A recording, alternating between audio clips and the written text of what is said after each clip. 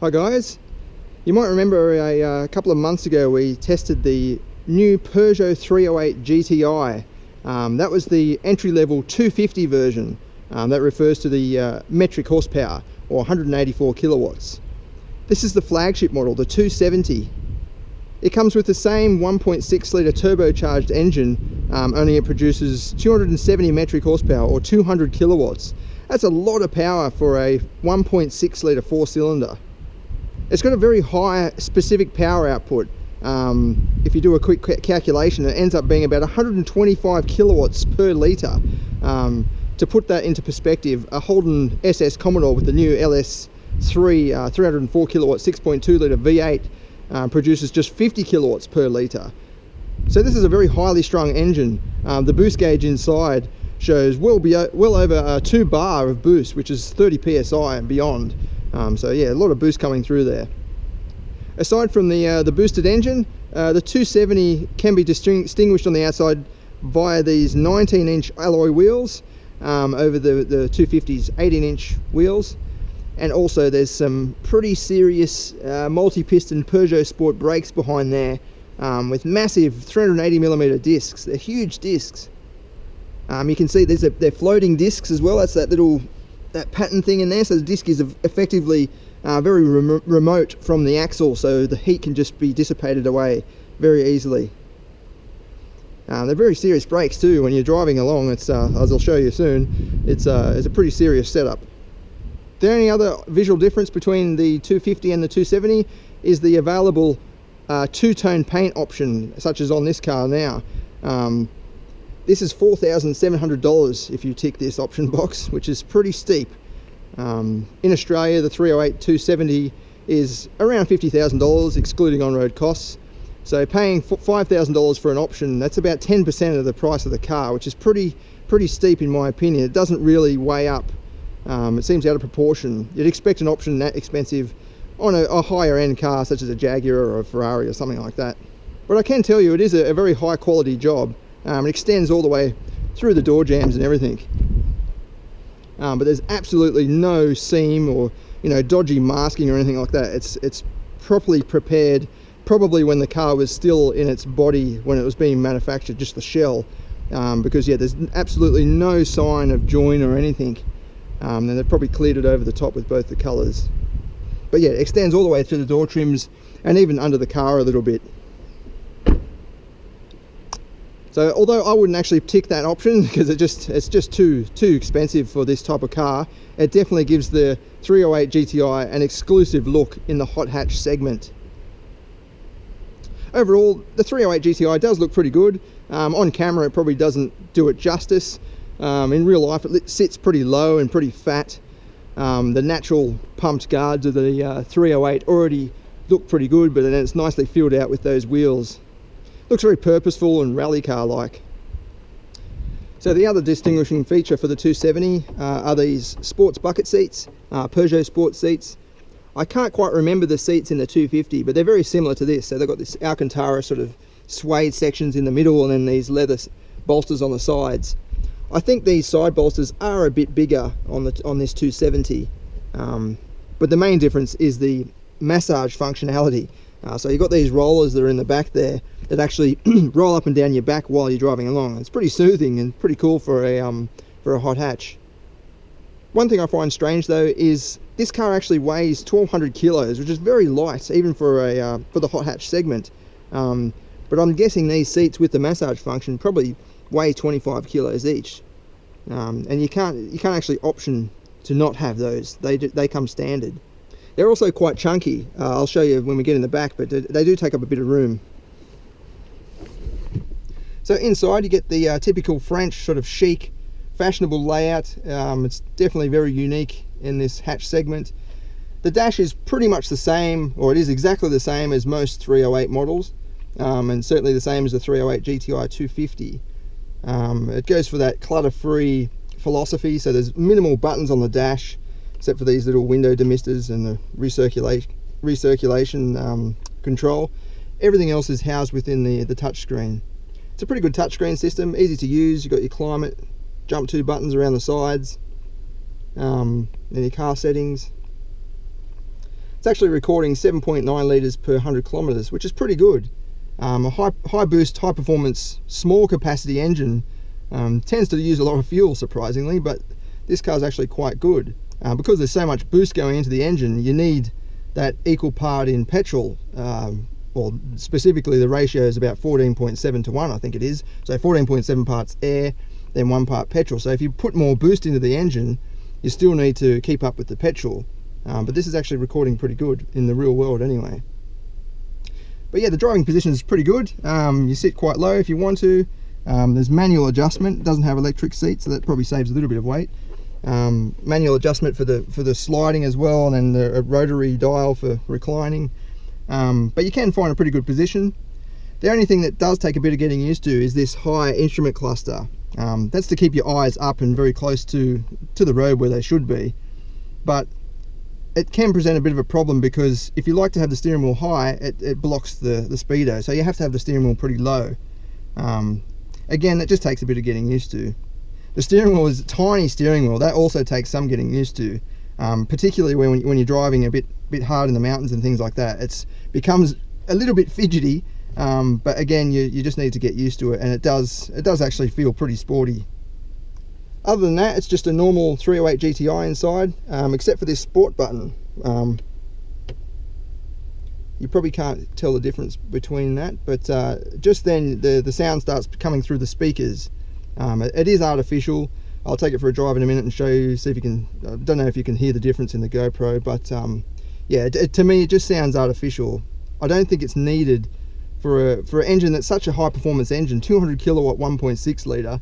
It shouldn't need anything artificial in the sound department. What is a welcome touch though with the sport button is the gauges on the instrument cluster. So you've got a boost gauge and then your live power, horsepower and torque. That's pretty interesting and pretty cool while you're driving along. We'll have a look at those back seats. So like the front seats, they are pretty chunky, although they're not very forgiving. They're pretty rigid, even though it looks like there's a big chunky cushion there. And those front seats, as I said, are quite chunky, so that it doesn't feel very roomy in here. It probably is similar to a Golf, although I think the Golf has got a tiny bit more room. The way that it feels though, and the perception of space, is a bit more cluttered in here. This, as I said, this seat doesn't actually sink down at all either, so it makes you feel like you're a little bit, not, I wouldn't say claustrophobic, but it's getting that way. Knee room is not very good, and my feet are under the chair there, and I'm not a very tall person, so that chair is actually pretty far forward. If a taller person was driving, this seat will be well back and it'll actually jam up against your legs. But headroom is pretty good though, actually. It's got a very high ceiling, even though it doesn't look like it on the outside. And in the very back, you've got a average boot size for this segment, and a no spare wheel underneath, just a pump for you. Let's take it for a drive and see how it goes. So I'll start with the sport button off, and I'll just show you what it sounds like with it off. So when I first jumped in this car earlier this week, I could feel the difference in the engine. It feels like a different engine, really. I know it's only 15 kilowatts and the torque is the same, but for some reason it just feels like a different engine. It feels very powerful. Response is good. There is some turbo lag, but if you're in the right gear at the right time, there's nothing to complain about at all.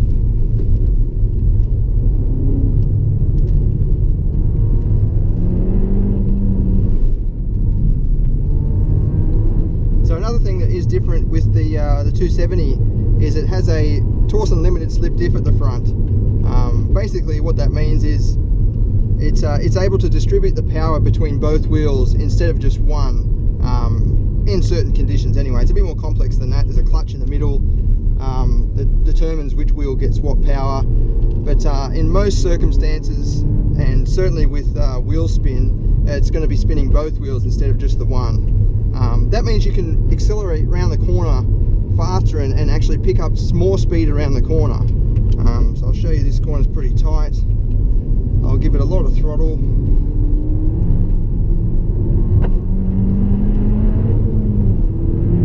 So it just grips up and just propels you out of the corner. You might remember in the 250 video, there was a lot of wheel spin going on with the inside wheel as you applied the throttle. I will say one thing though, if you're giving the 250 any more than 60% throttle, you'll get the inside wheel spin. Whereas this car, you can apply up to about 80 or 90% throttle and you'll just be propelled around the corner. However, if you apply more than that, there is another problem you have to deal with. So, because there's so much power coming from that engine, instead of spinning the inside wheel, it'll actually spin both wheels. So if you can imagine a rear-wheel drive car with a limited slip differential, power sliding, so that's under power, both wheels kick the arse of the car outwards, drifting virtually. But in a front-wheel drive car, you don't really want to be doing that. What happens is both wheels spin and it actually kicks the front out and sort of, it's basically understeering. It's essentially the same behavior, except both wheels are power spinning. But yeah, as long as you modulate the throttle around the corner, you are going to get out of corners quicker than you are in the 250. I'll try and demonstrate that for you without causing an accident, but this is probably not the best road to do it on. It's a very narrow road.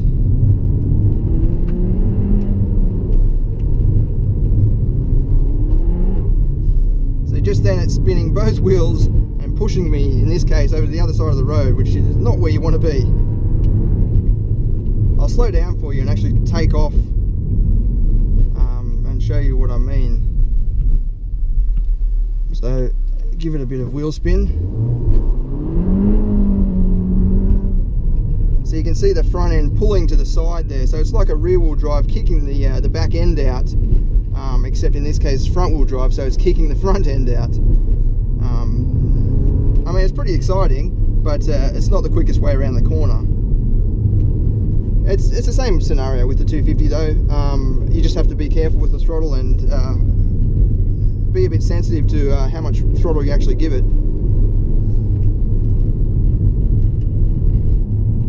Very pointy front end, very darty, especially with this small steering wheel. It just wants to dart into the corners. And then with that power, it just pulls away. So that's third gear, and it just pulls away with no problem whatsoever. So I'll just show you with the sport button on.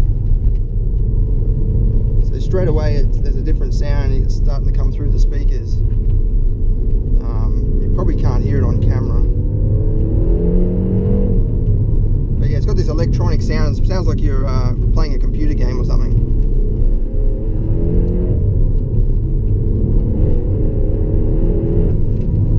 A lot of torque from that engine. I'm surprised how much torque there is from. That was third gear, I'm just giving it a bit, and it picks up and goes straight away. There are pretty short ratio gears in here, so at 100 kilometers an hour you need about 2,700 RPM to cruise along.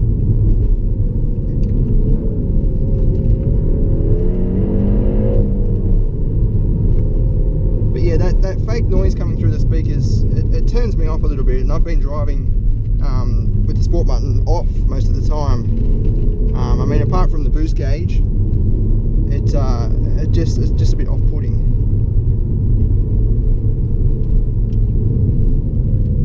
Yeah, you probably can't hear the difference. There's a lot of debris on the road at the moment. We've had a lot of rain recently. But yeah, again, I just don't think it's needed. It's already a performance hatch. It doesn't need fake sounds. I know I keep going on about it, but just a little bit disappointed, that's all. Yeah, awesome brakes. You can really jump on them. And it just comes to a stop straight away. I haven't had any problems coming up and down here a few times. No overheating problems. The pedal just feels the same the entire time. Fortunately, the exhaust sound out the back does sound really good. It's got a nice bark to it. It's just a pity you can't hear it inside the car.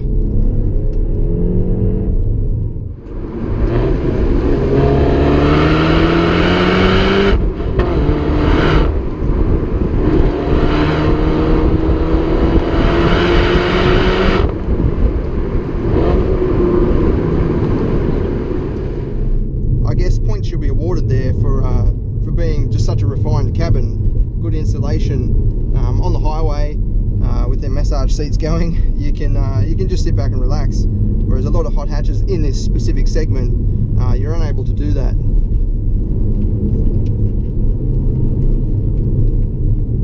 Nice gear change. It feels pretty high and like you're in a rally car. It's pretty smooth. It doesn't have any major notches or anything in it. The throw is a little bit longer than what you might expect in a hot hatch, but it's nothing really to complain about.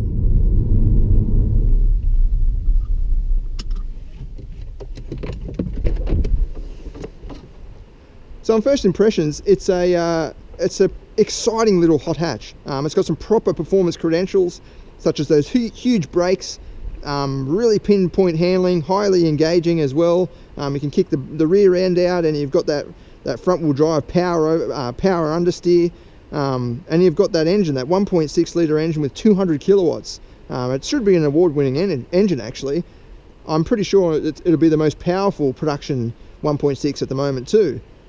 The main problem with this is it does have some tough competition at the moment. You've got namely the Golf R and the new Focus RS, which are both four-wheel drive, and they're both around the 50k mark in terms of price.